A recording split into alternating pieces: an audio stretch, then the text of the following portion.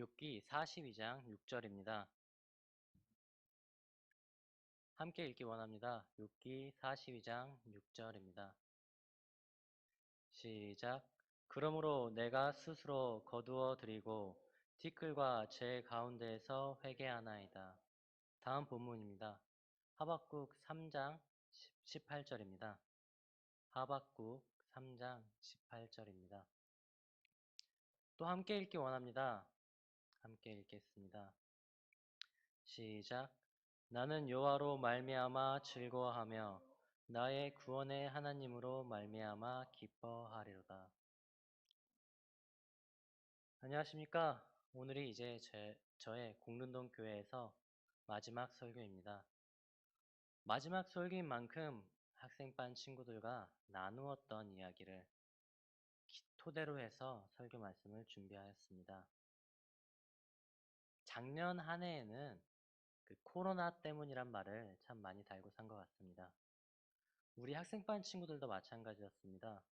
코로나로 인해서 코로나는 우리의 건강뿐만 아니라 우리의 자유마저도 빼앗아가기 때문에 우리는 코로나 때문에 무엇을 하지 못하였다. 코로나 때문에 뭐가 어렵다. 이런 말을 하고 살았던 것 같습니다. 우리 학생반도 많은 활동이 취소가 되고 중단이 되었습니다. 해외 선교도 수련회도 또 많은 야외 활동들도 심지어는 오프라인 예배도 중단되고 취소되었습니다. 그럴 때에 한 번은 학생반에 이런 질문을 던졌습니다. 코로나로 인해서 세상이 고통받고 있다. 우리 그리스도인들도 예외는 아니다. 하나님의 백성마저 피해가지 못하는 이 코로나는 우리에게 어떤 의미가 있는 것인가? 학생들에게 이런 질문을 던지고 이 질문과 함께 6주에 걸쳐서 욥기에 대해서 공부를 하게 되었습니다. 욥기는 인간의 고난, 특히 하나님의 백성의 의인의 고난을 깊게 다룬 책입니다. 욥기만큼 그 고난에 대해서 깊고 또 친절하고 또 자세히 알려주는 책이 많지는 않습니다. 그리고 욥기의 고난은 어린아이들부터 어른들까지 또 몇몇 비그리스도인들도 알고 있을 정도로 유명하고 쉬운 이야기이기도 합니다. 이제부터 학생반에서 나누었던 욥기의 이야기를 잠시 정리하고 이야기해 보겠습니다. 하나님께 매일 제사를 드리고 순종하는 삶을 사는 욥기라는 인물이 있었습니다.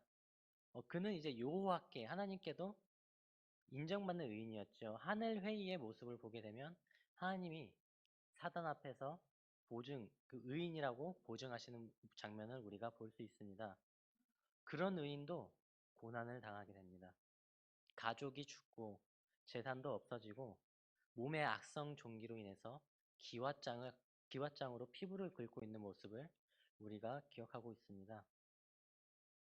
하지만 욥의 육체적 고난보다 그는 더욱 고통을 받았습니다. 그 이유는 욥이 죄인이 심판을 받는다는 의가 어떻게 실현되는지에 대한 사상을 가지고 있었기 때문입니다. 때문에 자신이 받는 고통이 자신의 죄로 인한 것이다. 하나님께서 보증하신 의인이 자신의 죄로 인해서 고통을 받고 있다 착각을 하게 됩니다. 그것 때문에 욥은 더욱더 괴로워하고 더욱더 고통스러워하며 자신의 삶을 저주하게 됩니다. 이런 욥은 욥기 거의 38장에 거쳐서 계속해서 질문을 던지고 있습니다. 죄 있는 세상을 왜 창조하시고 운행하십니까? 또 의인에게는 왜 고통이 있습니까? 그럴 때 하나님께서 욥에게 대답을 주십니다. 욥기 38장 4절입니다. 욥기 38장 4절입니다. 이것이 하나님이 욥에게 준 대답이었습니다. 제가 읽도록 하겠습니다. 내가 땅에 기초를 놓을 때 내가 어디 있었느냐? 내가 깨달아 알았거든 말할지니라. 하나님께서는 세상은 내가 직접 내 뜻대로 운행하고 있다라고 이야기하신 것입니다.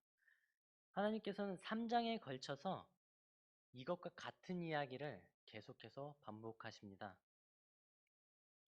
욥은 이런 하나님의 대답을 듣고 그의 하나님께 대한 원망 섞인 불평이 하나님에 대한 찬양으로, 하나님에 대한 기도로 바뀌게 됩니다. 그것이 이 욥의 고백이 됩니다. 욥기 42장 5절에서 6절입니다. 오늘의 본문이 포함되어 있는 말씀입니다. 욥기 42장 5절에서 6절입니다. 내가 주께 대하여 귀로 듣기만 하였사오나 이제는 눈으로 주를 배움나이다. 그러므로 내가 스스로 거두어드리고 티끌과 제 가운데에서 회개하나이다. 욥의 질문과 하나님의 대답, 그리고 욥의 행동에는 논리적인 비약, 중간이 사라진 것 같은 내용들이 많이 보이긴 합니다. 하지만 여기에는 숨겨진 이야기들이 많이 숨어있기 때문에 우리가 그렇게 보게 되는 것이죠. 욥의 이 회개는 하나님의 공의의 올바른 실현에 대한 감사에서 나오는 회개입니다. 하나님의 공의가 실현될 것을 알았기 때문에 그가 진심으로 할 수 있는 고백이었던 것이죠. 욥은 아까 이야기했다시피 의가 실현될 것을 알고 있었습니다. 때문에 자신이 그것 때문에 고통을 받는다고 생각을 했던 것이죠. 하지만 그가 따로 생각한 것이 있었습니다. 욥은 처음부터 죄인이 대속자로 인해서 구원을 받고 심판을 받고 의인이 구속자로 인해서 구원을 받게 될 것이라는 것을 알고 있었습니다. 욥기 19장 25절에 그렇게 적혀 있습니다. 욥기 19장 25절에 보면 내가 알기에는 나의 대속자가 살아계시니 마침내 그가 땅 위에 서실 것이라. 욥은 하나님에 대한 지식은 있었지만 온전한 지식이 없기 때문에 자신에게 온 고난이 자신의 죄로 인한 심판이라고 판단하는 오류를 범하게 됩니다. 자신의 의를 자신이 세운 의의 판단으로서 교만하게 판단하게 되는 것이죠. 하나님께서는 그런 그에게 세상은 내가 영원부터 영원까지 구속의 계획대로 운영하고 있다 라고 이야기해 주십니다. 여호와의 날, 재림의 때는 결국 오게 될 것이다 라고 욥에게 대답해 주신 것입니다. 그것이 욥에게는 지금 자신이 경험하고 있는 고난의 의미를 깨닫게 하는 대답이 된 것입니다. 이 고난을 이겨낸 욥에게는 하나님께서 은혜로 이 땅의 회복을 미리 경험시켜 줍니다. 미래의 예수님의 재림의 때에 경험하게 될 축복을 미리 이 땅에서 경험하게 된 것이죠. 그의 재산은 2배가 늘어나게 되고 그에게는 또 새로운 자식들이 태어나게 됩니다. 물론 아직 욥의 자녀들은 2배가 되지 않습니다. 재산과는 다르게 말이죠. 왜냐하면 여호와의 날에 재림의 때에 욥과 욥의 자식들이 일어나서 하늘에서 자녀가 2배가 되는 경험을 하게 될 것이기 때문입니다. 때문에 욥은 마지막까지 여호와의 날을 기다리며 기다리면서 하나님 안에 잠들게 되었을 것입니다. 고난에 대한 질문이 여호와의 날에 대한 희망, 그것을 바라보며 살아가는 의인의 삶으로 바뀌게 되는 것이 바로 욥기라는 성경책입니다. 욥기는 결국 다른 성경과 마찬가지로 예수님을 증거하는 책이라는 것을 우리가 알 수 있습니다. 그뿐 아니라 심판의 날, 여호와의 날, 또 의인의 삶마저도 보여주는 성경책입니다. 이제 여기까지가 학생반에서 욥기에서 함께 공부한 내용이었습니다. 의인의 삶과 고난, 하나님의 재림, 예수님의 재림, 이 내용들이 학생반에 많은 도움이 되었기를 기도합니다. 저는 오늘 여기에 한 권의 책을 더해서 이야기해 보려고 하고 있습니다. 성경에 욥기와 같은 내용의 이야기를 하고 있는 책이 한 권 더 있기 때문이죠. 그것은 바로 오늘 본문의 말씀이 포함된 하박국서입니다. 영원부터 영원까지 동일하신 하나님께서는 욥의 하나님이자 하박국의 하나님으로서 같은 하나님께서 같은 대답을 다른 책에서 주시게 됩니다. 때문에 이 하박국서는 우리에게 더욱더 깊은 이해를 줄 것입니다. 또 하박국서는 욥기와 다른 관점으로 하나님의 대답을 다루고 있습니다. 욥기는 우리가 제3자의 입장으로서 바라보게 됐다면 하박국서는 선지자의 입장으로서 하나님의 대답을 듣게 될 것입니다. 때문에 욥기와 하박국 이 두 이야기를 함께 보게 되면 우리가 좀 더 깊은 이해를 할 수 있을 거라 기대하며 말씀을 준비하였습니다. 욥기의 내용을 기억하며 하박국을 함께 보겠습니다. 하박국도 1장에서 두 가지의 질문을 던지게 됩니다. 첫 번째 질문은 하나님, 이렇게 불의한 세상을 바라만 보고 계실 것입니까? 이제 악한 자들이 득세하는 세상, 공의와 사랑이 남지 않은 세상, 그 속에서 하박국은 불만을 품게 됩니다. 하나님께서는 의와 죄를 방관하시는 하나님이십니까? 이것이 곧 하박국의 첫 번째 질문이었습니다. 하박국의 또 다른 질문이자 불평은 거룩하신 하나님께서는 어째서 유다를 유다보다 더 악한 바벨론으로 심판하려고 하십니까? 그렇게 되면 악이 더욱 번창하는 거 아닙니까? 두 번째 질문은 악이 세상에서 왜 더욱더 커져만 가냐라는 질문이 되겠습니다. 그리고 선지자 하박국도 욥과 마찬가지로 하나님께 직접 그 질문에 대한 대답을 듣게 됩니다. 그리고 하박국은 욥과 같이 하나님의 구원의 원리, 사랑과 공의의 실현이 무엇인지 이해하게 되고 고백하고 찬양하게 됩니다. 그것이 오늘의 말씀이죠. 오늘의 본문의 말씀이죠. 하박국서 3장 17절에서 18절입니다. 하박국서 3장 17절에서 18절입니다. 함께 읽겠습니다. 하박국서 3장 17절에서 18절입니다. 시작. 비록 무화과 나무가 무성하지 못하며 포도나무에 열매가 없으며 감람나무에 소출이 없으며 밭에 먹을 것이 없으며 우리의 양이 없으며 외양간에 소가 없을지라도 나는 여호와로 말미암아 즐거워하며 나의 구원의 하나님으로 말미암아 기뻐하리로다. 많은 학생들이 부르고 듣는 CCM 중에 이 성경절을 인용한 CCM이 있습니다. 바로 무화과 나뭇잎이 마르고란 찬양입니다. 저도 학생들과 함께 찬양하며 하나님께 올리던 찬양입니다. 이제 우리의 고백이 되었던 찬양이죠. 노래의 분위기는 되게 신이 나고 고난이 올지라도 우리가 하나님을 찾아서 기뻐하듯이 부르는 찬양입니다. 잠시 짧게 듣고 가겠습니다. 잠시만.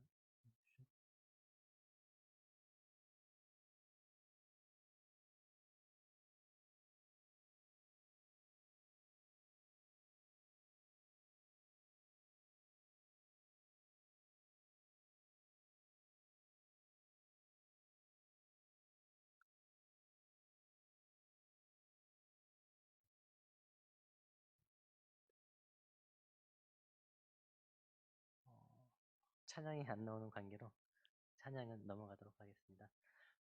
찬양을 잠시 제가 짧게 불러보자면 무화과 나뭇잎이 마르고 포도 열매가 없으며 이런 식으로 되게 신나게 박자를 타면서 이제 부르는 노래입니다.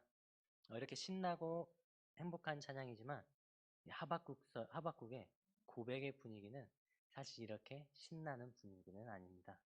어쩌면 잘못 해석됐다고 볼 수도 있죠. 하박국은 주의 날을 기다리며 그의 날이 속히 오기를 기다리는 고백입니다. 그런데 이 주의 날의 묘사를 보게 되면 땅이 울리고 하나님께서 시내와 바다에 진노하시고 하나님의 전차로 밀어버리는 사건이 일어나고 있습니다. 세상의 멸망과 같은 광경이 보여주고 있는 것이죠.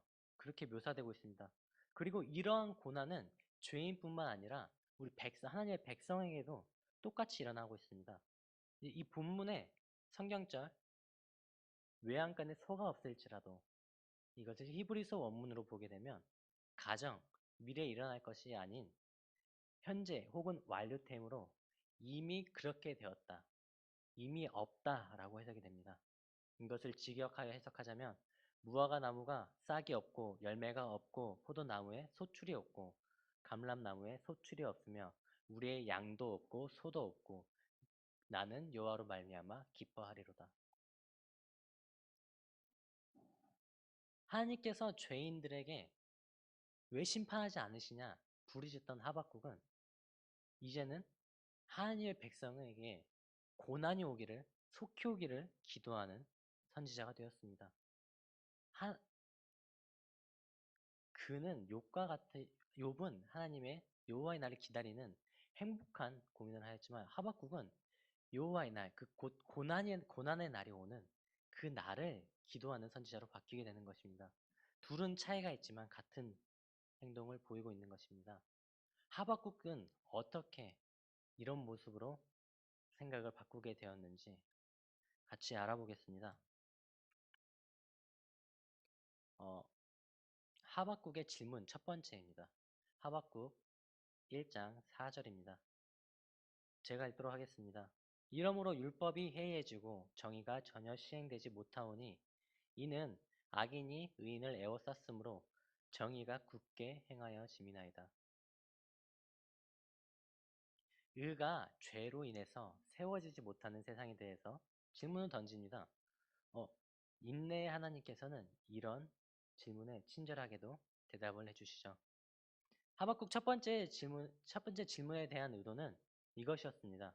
불의한 세상을, 죄악된 세상을 어떻게 끝내실 것입니까? 메시아가 와서 끝내실 것입니까? 하나님께서 선으로 끝내실 것입니까? 어떻게 죄의 끝을 보여주실 것입니까?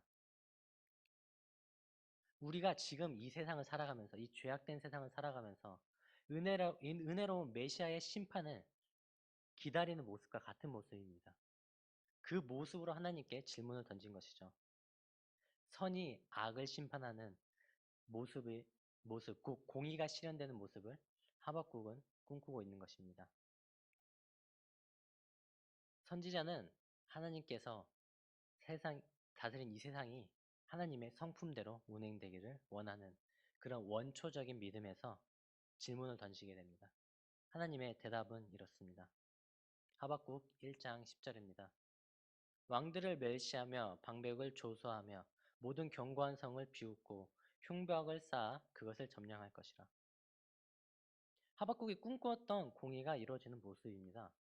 여호와를 버린 백성들이 그 끝이 어떠한 고난으로 나타나게 될지 하나님께서 하박국에게 미리 보여주셨습니다. 하나님께서 하박국이 꿈꾸는 대로 인애와 공의를 실현하고 있는 모습을 보여주신 것입니다. 죄에 대한 하나님의 심판이 분명히 임하실 것이라는 모습을 하나님께서는 하박국에게 보여주셨습니다. 그러나 하나님의 대답은 하박국이 기대했던 모습과는 조금 달랐습니다. 하박국 1장 6절입니다. 보라, 내가 사납고 성급한 백성 곧 땅이 넓은 곳으로 다니며 자기의 소유가 아닌 거처를 점령하는 갈대아 사람을 일으켰나니. 하나님께서는 악한 유다를 더 악한 갈대아 사람 바벨론으로 치게 합니다. 선지자는 자신이 배워오던 그리고 또 자신이 이해하고 있는 하나님의 성품, 인애, 공의, 악을 심판하고 하나님의 백성을 구원하는 모습을 기억하며 하나님의 대답을 들었을 것입니다. 자신의 의로, 자신의 죄를 판단하는 욕과 같이 자신이 생각하는 의로 하나님의 말씀을 해석하게 됩니다. 악한 유다를 하나님의 공의로 심판하기 원했지만 이는 다른 민족도 마찬가지였습니다. 악한 유다뿐만 아니라 다른 악한 민족에게도 하나님의 공의가 나타나기를 바라는, 즉시 공의가 나타나기를 바라는 하박국의 마음이었습니다. 그러나 하나님의 대답 속에는 죄에 대한 공의는 유다에게만 실현이 되고 더 악한 바벨론에게는 실현이 되지 않고 있습니다. 심지어는 악한 바벨론을 더 세우는 것처럼 보이게 되는 것이죠. 하박국은 이런 하나님의 의의 실현을 불평하게 됩니다. 그로 인해 두 번째 질문이 나오는 것이죠. 하박국의 두 번째 질문이자 불평입니다. 하박국 1장 13절입니다. 주께서는 눈이 청결함으로 악을 참아 보지 못하시며 폐역을 참아 보지 못하시거늘 어찌하여 거짓된 자들을 방관하시며 악인이 자기보다 의로운 사람을 삼키는데도 잠잠하시니까 하시나이까. 이런 하박국의 모습, 하나님의 대답을 들었음에도 불평하는 모습은 성실하지 않은 믿음이 없는 하박국의 모습으로 보일 수 있습니다. 하지만 사실 이 선지자가 가지고 있는 질문은 우리가 똑같이 던지는 질문입니다. 악한 세상을 살아가는데 악과 죄악과 타협하는 우리의 모습이기도 합니다. 죄를 지어야 이득을 취하는다 라는 생각을 가지고 있는 사람들이 던지는 질문인 것이죠. 이는 우리 그리스도인뿐만 아니라 많은 세상 사람들이 착하면 손해본다. 조금 나쁘게 살아야 세상을 살아갈 수 있다라는 생각과 같은 맥락입니다. 하박국도 이런 불만을 가지고 살아가게 됩니다. 불만을 가지고 질문을 하게 됩니다. 심지어는 하박국은 하나님께서 악을 세우시겠다, 그 일을 직접 하시겠다는 말씀을 듣게 된 것입니다. 더 악한 바벨론을 번성시키려고 하는 모습을 보면 하박국이 어떻게 질문을 안 할 수가 있겠습니까? 그렇게 되면 더 악이 번성하는 거 아닙니까? 하나님께서는 또 친절하게 2장에서 하박국의 두 번째 질문에 대해서 대답을 해주십니다. 하나님의 두 번째 질문에 대한 두 번째 대답입니다. 보라, 그의 마음은 교만하며 그 속에 정직하지 못하나 의인은 그의 믿음으로 말미암아 살리라. 욥기와 같이 하나님께서 또 다른 대답을 하는 것처럼 보입니다. 하지만 이 성경절은 되게 중요한 성경절입니다. 신약에서는 4번에 걸쳐 인용되기도 하였으며 두 번째 질문의 대답에 대한 시작이 되고 있습니다. 이 믿음이란 말을 잘 알아야 이 성경절을 이해하는 데 도움이 됩니다. 4절에 사용된 이 단어는 성실이라는 의미를 포함하고 있는 믿음입니다. 특히 구약에서의 성실은 거짓의 반대인 말로 많이 사용이 되었습니다. 다시 말해서 이 믿음, 성실은 거짓되지 않은 행동, 마음과 행동이 표리일체해서 계속 유지되고 있는 것을 의미하는 믿음입니다.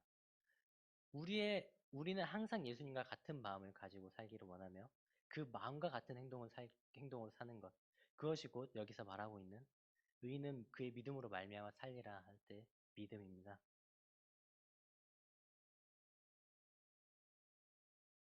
하나님께서는 백성들에게 그런 자의 삶이 곧 하나님을 의지하고 바라보는 삶으로 살아야 된다. 그리고 그것을 유지하고 있어야 된다. 라고 이야기를 하면서 두 번째 대답을 시작하고 있습니다. 그리고 하나님께서 그 질문의 끝을 보여주시죠. 하박국 2장 14절입니다.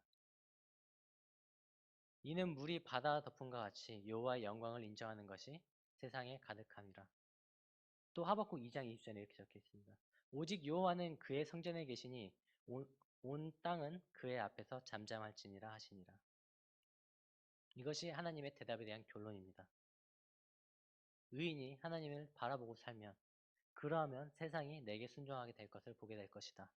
그것이 곧 하나님의 대답이 된 것입니다. 이 두 질문에 대한 하나님의 대답은 욥에게 하나님께서 주신 대답과 같은 대답이라고 제가 계속 이야기하고 있습니다. 욥에 대한 하나님의 대답이 어떠했는지 다시 한번 보도록 하겠습니다. 욥기 38장 4절입니다. 내가 땅에 기초를 놓을 때 내가 어디 있었느냐? 내가 깨달아 알았거든 말할지니라. 물론 이 두 대답을 따로따로 한 절 한 절만 보았을 때에는 완전히 다른 구절입니다. 욥기에 대한 하나님의 대답은 세상에 대한 하나님의 주권을 보여주고 있고 천연계를 통해서 하나님의 자신을 나타내고 있음을 보여주고 있는 대답입니다. 하박국에 대한 하나님의 대답은 유다를 심판하실 것이고 유다를 심판하는 다른 민족들도 또한 심판하실 것이다 라는 이야기입니다. 두 이야기는 완전히 다르지만 제가 계속해서 같다고 하는 이유는 이 대답을 들은 우리의 믿음의 조상들의 이해와 고백이 같기 때문입니다. 이 두 고백 모두 하나님의 구속의 역사의 끝을 바라보고 그 끝을 기다리는 마음을 가지도록 하고 있기 때문입니다. 다시 이 두 조상의 믿음의 조상의 고백을 보겠습니다. 이 두 고백이 우리의 고백이 되기를 바랍니다. 길겠지만 함께 읽기 원합니다. 먼저 욥의 고백입니다. 욥기 42장 2절에서 6절입니다. 욥기 42장 2절에서 6절입니다. 주께서는 못하실 일이 없사오며 무슨 계획이든지 못 이루실 것이 없는 줄을 아오니 무지한 말로 이치를 가르치는 자가 누구니이까. 나는 깨닫지도 못한 일을 말하였고 스스로 알 수도 없고 헤아리기도 어려운 일을 말하였나이다. 내가 말하겠사오니 주는 들으시고 내가 주께 묻겠사오니 주여 내게 알게 하옵소서. 내가 주께 대하여 귀로 듣기만 하였사오나 이제는 눈으로 주를 배웁나이다. 그러므로 내가 스스로 거두어 드리고 티끌과 제 가운데에 회개하나이다. 다음은 하박국의 고백입니다. 하박국 3장 2절 16절에서 19절의 말씀입니다. 하박국 3장 2절 16절에서 19절의 말씀입니다. 2절입니다. 여호와여 내가 주께 대한 소문을 듣고 놀랐나이다. 여호와여 주는 주의 일을 수년 내에 부응하게 하옵소서. 이 수년 내에 나타내시옵소서. 진노 중에라도 국류를 잊지 마옵소서. 16절입니다. 내가 들었으므로 내 창자가 흔들렸고 그 목소리로 말미암아 내 입술이 떨렸도다. 무리가 우리를 치러 오는 환난의 날을 내가 기다림으로 썩이는 것이 내 뼈에 들어왔으며 내 몸은 내 처소에서 떨리는도다. 비록 무화과 나무가 무성하지 못하며 포도나무에 열매가 없으며 감람나무에 소출이 없으며 밭에 먹을 것이 없으며 우리의 양이 없으며 외양간에 소가 없을지라도 나는 여호와로 말미암아 즐거워하며 나의 구원의 하나님으로 말미암아 기뻐하리로다. 주 여호와는 나의 힘이시라. 나의 발을 사슴과 같게 하사 나를 나의 높은 곳으로 다니게 하시리로다. 욥은 자신이 당한 고통을 이해하게 됩니다. 그리고 고백하게 됩니다. 자신이 죄인이라는 것을 인정하고 자신을 구원해줄 하나님의 계획을 기다리겠다 이야기합니다. 그리고 하나님을 바라보는 삶을 살겠다. 하나님께 고백하는 것입니다. 하박국은 이제 하나님께서 허락하신 고난이 빨리 오기를 기도합니다. 그 고난은 하나님의 날이 가까웠음을 알리는 의미가 되는 것을 이해하였습니다.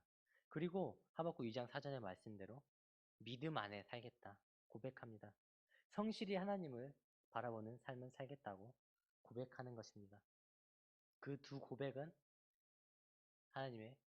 예수님의 재림, 하나님의 구속의 사역의 완성을 바라보고 있는 고백이 되는 것입니다. 마지막으로 제 이야기를 짧게 하고 마치겠습니다. 최근에 노인 보건학을 공부하게 되었습니다. 훗날 도움이 될 거라 생각을 해서 그 노인 보건학을 공부하고 있습니다. 그런데 공부하면 할수록 제 마음이 불편해져 갑니다. 수많은 고통받는 어르신들의 이야기를 제가 듣게 되었기 때문이죠. 뉴스에도 자주 그런 이야기들이 많이 나오고 있습니다. 아픈 아내에게 귤을 먹이고 싶어서 마트에서 귤 한 봉다리 훔쳤다가 체포되는 국가유공자의 할아버지 이야기. 국가유공자로 살아가고 있는데 그 유공자로서 나오는 지원금 때문에 기초생활지원금을 취하지 못해서 또 기초생활 복지 혜택을 취하지 못해서 다른 불편한 어르신들보다 더욱더 힘들게 살아가고 있는 어르신들이 있습니다. 또 하루하루를 살아가기 위해서 고생을 하고 하루하루 살아가기 위해서 자신의 이득보다 더 많은 희생을 치르며 살아가는 이야기를 저희는 뉴스를 통해 또 다른 사람들의 이야기를 통해 많이 보게 되는 것이죠. 심지어는 마지막에 세상을 위해서 희생했던 어르신들이 또 희생했던 많은 사람들이 지켜봐준 사람 없이 혼자 고독하게 돌아가는 이야기도 많이 들을 수가 있습니다. 하지만 반대로 우리는 또 마음 편히 살아가고 있는 범죄자들, 또 불효자들, 그리고 방관자들의 이야기도 볼 수 있습니다. 이러한 현실을 볼 때 마음이 울컥해집니다. 하나님께 원망 섞인 불평과 질문을 던지게 되는 것이죠. 왜 아직 세상에 고난이 끝나지 않습니까? 기독교 인구가 50%가 돼가는 이 대한민국에 아직도 왜 그렇게 고생하는 사람들이 많이 있습니까? 하나님의 사랑과 공의는 어째서 실천되지 않고 있습니까? 욥기와 하박국의 이야기를 통해 이제는 하나님의 대답을 듣게 되었습니다. 그리고 이것이 제 고백입니다. 여호와의 날은 다가오고 있습니다. 하나님의 사랑과 공의는 반드시 실현이 될 것입니다. 하나님을 바라보고 살아가는 자들은 하나님의 구원의 완소로 인해 기뻐하게 될 것입니다. 그리고 저는 여기에 구약의 조상들이 아직 듣지 못한 하나의 고백을 더하고 싶습니다. 요한계시록 마지막 절에 포함되어 있는 말씀입니다. 아멘 주 예수여 오시옵소서. 말씀을 마치도록 하겠습니다.